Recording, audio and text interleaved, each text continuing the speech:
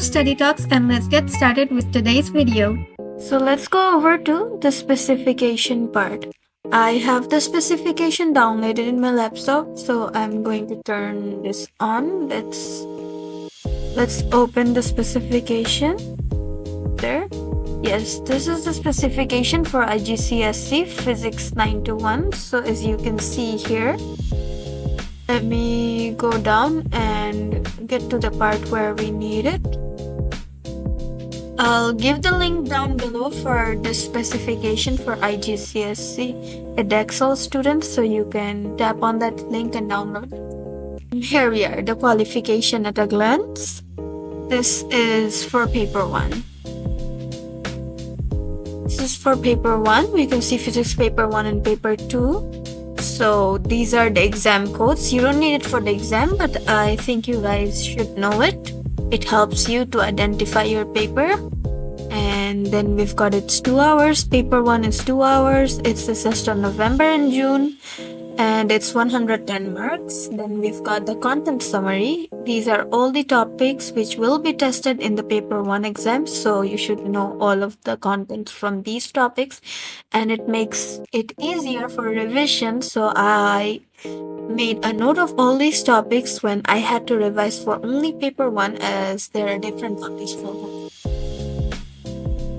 So we can scroll down and go to see the paper 2 specification. Here we are. So the paper 2 is 1 hour and 15 minutes long. It's also assessed on November and June. It's 38.9% of the total GCSE exams. And these are the topics assessed in the paper 2 exam. All the contents are listed here, you can see. And we scroll down. These are the subtopics, the more in-depth. These are all the in-depth stuff that will be tested in each unit or each chapter, as you can see. These are the important informations, and those in bold are the more frequent ones, the ones which are tested in each session. So these are the important questions, so make sure you know these by heart.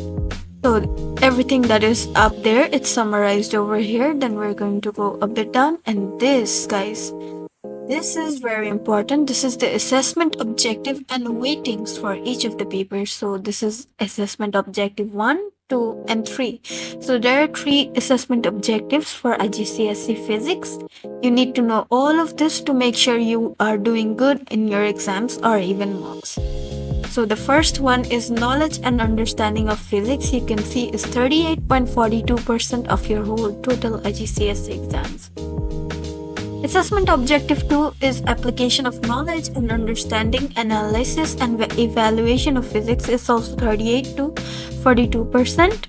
And then on assessment objective 3, we've got experimental skills and analysis.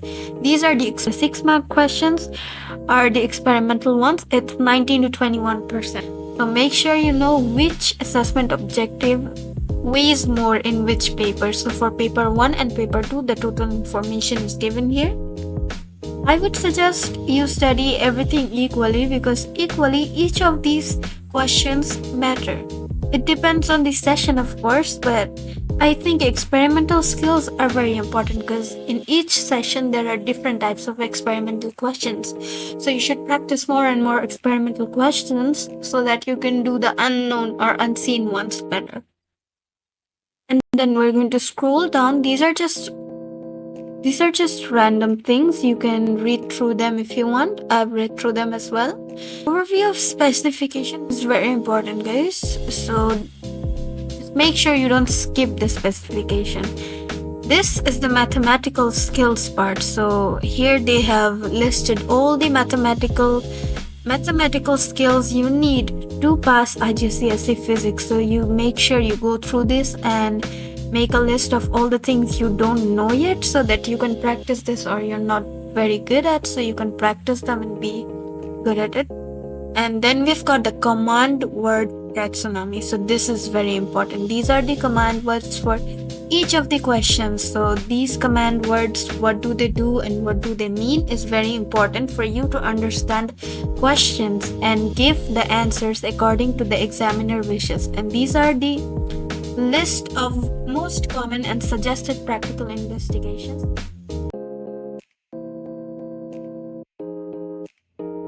Along with my textbooks and my notes, I also relied heavily on online resources. So here is Dynamic Papers.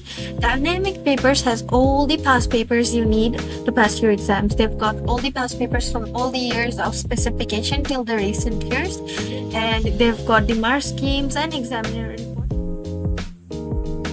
Now moving on to another resource which helped me quite a lot, which is Save My Exam. So this was recommended to me by my teacher, which I will always be grateful for. Save My Exams is such an amazing website.